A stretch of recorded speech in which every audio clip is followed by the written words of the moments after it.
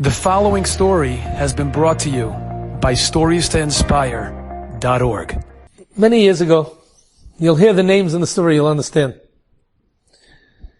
There was a Yid, a Nebuch Yid, far, far, far away from Yiddishkeit. He had no idea, a Tzuras Ha'alef. He had no shaykhs to Yiddishkeit. And he wanted to become a professional. And everybody told him that if you want to get into Harvard or into these, get a doctorate from one of these big places, you got to go to a good college. So there was a very chashuv college in Maryland. It happened to be a Catholic college. This Yid had no problem. Now his name was a very Jewish-sounding name, Greenberg, whatever his name was. And when he came to interview with the Galach, who was in charge of the whole school, the priest took one look at his name and said, "Sir, are you Jewish?" And the boy didn't know what to do. If I tell him I'm Jewish, he's going to say, "We don't let Jews here. Get out." And I'm not going to have my chance to go to this college. On the other hand, if I say I'm not Jewish, and then it's nizbar, middle of the semester, that I am Jewish, for whatever reason, who knows how it happens, they'll kick me out, it'll be much worse. So he decided he's going to say the truth. And he says, "Yes, I am Jewish." And the Catholic priest tells him, "Did you ever learn the Aleph Beis?" He says, "What's that?" He says, "That's the Jewish alphabet." He says, "No, I never learned it. I have no idea what you're talking about. I have no connection to anything Jewish." So the Catholic priest tells him, "Okay, we'll accept you to the school, but on one condition. Classes are over at 4 o'clock every day. From 4 to 5, you're going to have to come into my office, and I'm going to teach you the Aleph Beis, the Jewish alphabet."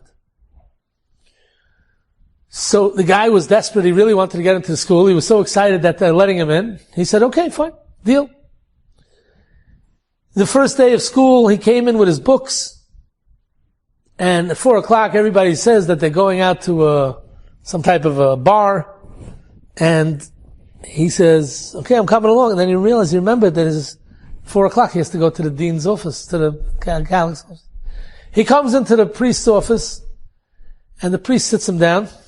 And he has 2 Aleph Binas there.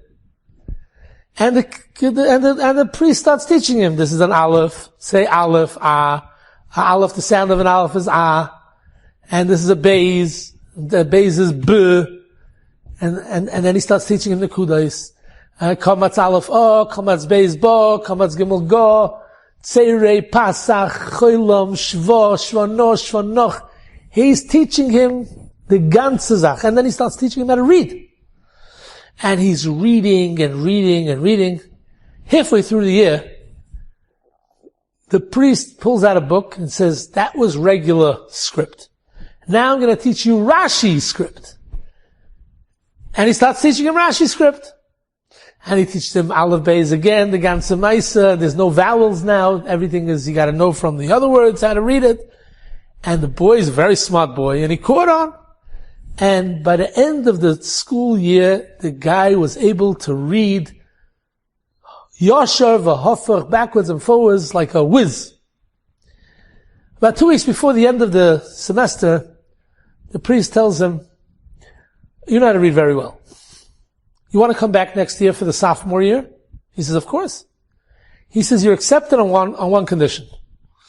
At the end of the sophomore year, at the end of the class at 4 o'clock every day, you come to my office and I'm going to teach you Chumash." Okay? Deal. He comes to his office and he starts Bereishis Bar Elokim, and he learns with him Chumash and Rashi and Ramban, and they go through Chamisha Chumshei Torah, and they go through Tanakh, and they're learning and learning and learning. And this kid is smart, and he's sopping it up, and he became a Yedei Sefer. At the end of the sophomore year, he tells him, "Okay, you want to come back for junior year?" He says, "Yeah." He says, fine, you're accepted for junior year tonight. From 4 to 6, you're in my office next year. He says, what are we going to learn? He says, we're learning Mishnayos. Okay. He comes next year, Mishnayos, and the guy has 2 Mishnayos in, and they're learning Mishnayos. And they start from Brochus and Zroyim, and they learned the entire year till Uktzin in Tyrus. They've made a siyum of Mishnayos, all Shisha Sidrei Mishnah. And he's a brilliant guy, he was able to pick it up, and they read properly, and they just know, and he explained them all the concepts, and they know. And now, it comes time to talk to him about senior year. And he comes to senior year, and he tells them, you want to come senior year? He says, yeah. He says, okay. This is the deal. On the first day of the semester, you don't show up here. He says, where do I go? He says, not from here. There's a religious institute called Ner Yisrael of Baltimore. It's called a Yeshiva. And over there they study Gemara. And over there, they're going to teach you how to learn Gemara. Not that I can't teach you Gemara, but I think that it's more holy for you to be taught Gemara by a rabbi than by me. And then, after 6 months, you get a diploma from them that you finished 1 tractate. I'll take you in, and I'll take you into the senior year, and you'll get your diploma from me, and we'll learn together Talmud in the afternoon. This is already taking a big step. But he's stuck. He's not getting into another senior college. He's not going anywhere. This is the rules. This is the rules. He goes to Baltimore. He walks into this Besmedrish, and there's a Rische der Reise, the Olam's rising and learning, and people are screaming at each other, pshatten the Rashba, and he walks in and he's asked somebody, where is Rabbi Ruderman? I was told to find Rabbi Ruderman. So they tell him he's the man sitting up front in the chair there, studying. He walks over to Rav Ruderman, and he says, hello. And Rav Ruderman gets up for him and says, yes, can I help you? He says, yeah, I want to learn Gemara. Now the guy came dressed to Baltimore Yeshiva looking like the biggest shagets in the world. Forget about a yarmulke. Ripped jeans, and the shirt had some obscene words on it. It was just not conducive for learning. So Rav Ruderman took one look at him and said, this guy's a goy. You're not allowed to learn Torah. So Rav Ruderman said, are you Jewish? He says, of course I'm Jewish. He says, but I can't teach you Gemara. You first have to learn Aleph Beis. He says, oh, I know Aleph Beis. He says, you know how to read? He says, yeah. He says, but you have to learn Chumash. He says, oh, I know the whole Tanakh. He says, what about Mishnayos? He says, I know Shisha Sidra Mishnah. So Rav Ruderman says, you do? He says, yeah. He says, can I faher you? He says, of course. And Rav Ruderman starts asking him questions on brachas. And you know, anyway, Rav Ruderman said, I'll ask him on Shabbos. He asked him on Shabbos. He asked him on Erevin, a hard Mishnah. He knew it cold. Rav Ruderman says, okay, let's see what he could do in Kachim. And he asked him in Kachim, he asked him in Tyrus, whatever he asked him, he knew. Rav Ruderman had a whole new derech eretz with this guy. And Rav Ruderman said, okay, the first thing is, I have to teach you one thing that I don't know who taught you till now, but Torah is learned with Kedusha. Kedusha means that you have to have derech eretz for the Torah. You can't walk in here, first of all, without covering your head.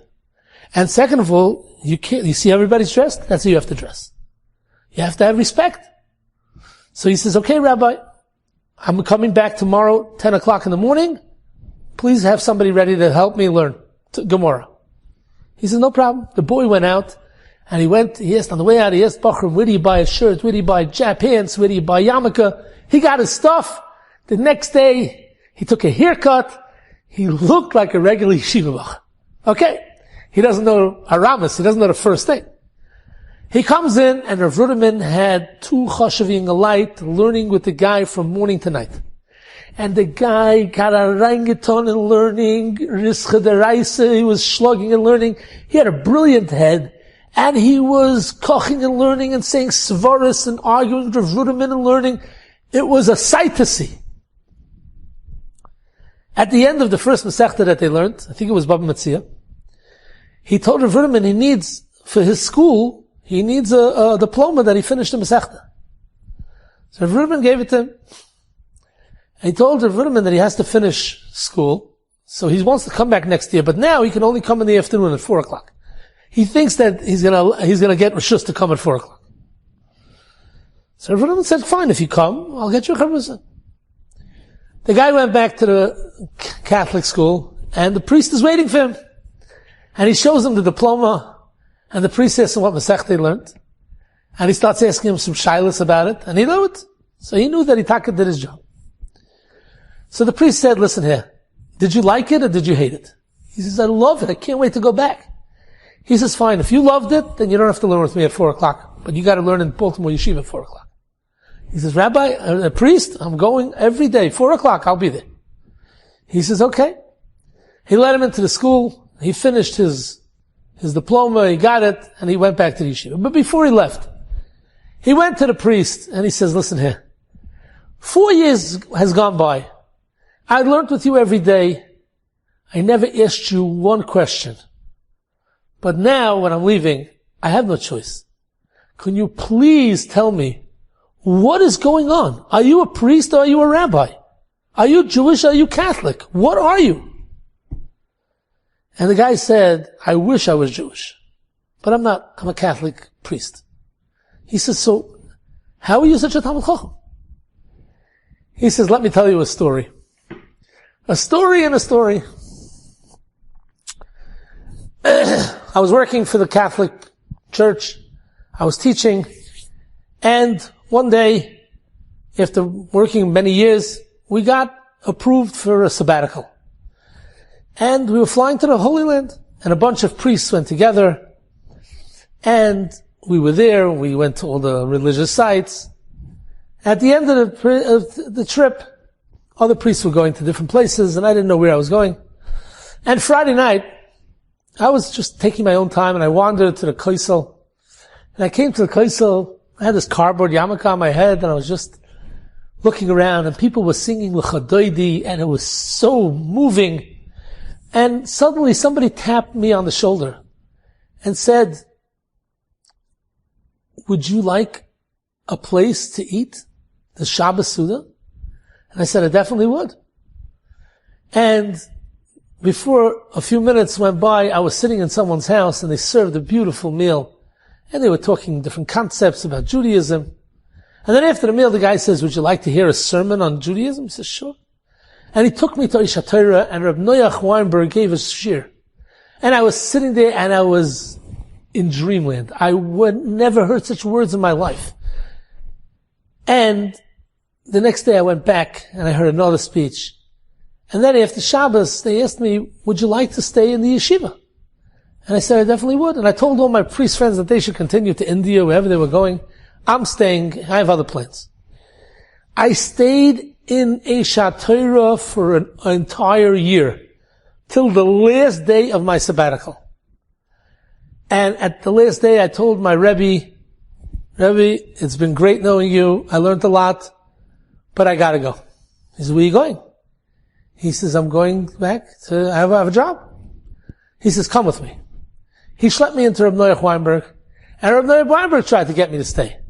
Back and forth, and we discussed it, until I told him, listen here, what should I do? If I don't go back, I'll lose my job, I'll lose my parnas, I'll lose my everything. So Reb Noach says, I'll call your boss. Who do you work for?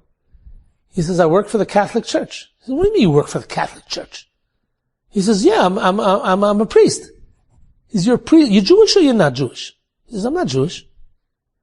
Reb Noach Weinberg got so mad. He says, I want to tell you something. You're a ganef. You're a gazlan. I'm not moichu you, not in this world and not in the next world. And you caused us to teach Torah to a goy. And we have no mechila for you ever and ever and ever for whatever you did. And I began to cry like a baby. And I said, I didn't mean it. Nobody ever asked me if I was Jewish, which is something that they instituted afterwards to make sure that every single person that they invite him to the yeshiva, is Jewish. And I didn't know you're not allowed to learn Torah to a goy. I'm so sorry, I feel terrible. I want to do tshuva, and I want to have a kapara. And Noach Weinberg thought for a few minutes, and he says, okay, fine.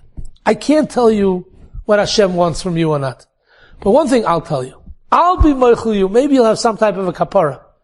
If a yid ever comes to you and doesn't know anything about Torah, and you push him and you teach him what you learned here, so then you're like a shliach for us to that boy, then maybe you could have a kapara. And you make sure that guy takes your space in the yeshiva, then maybe you'll have a kapara.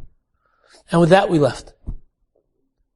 And I hope that I was mekayem my part of the deal to atone for the avera that I learned Torah. Enjoyed this story? Come again. Bring a friend. StoriesToInspire.org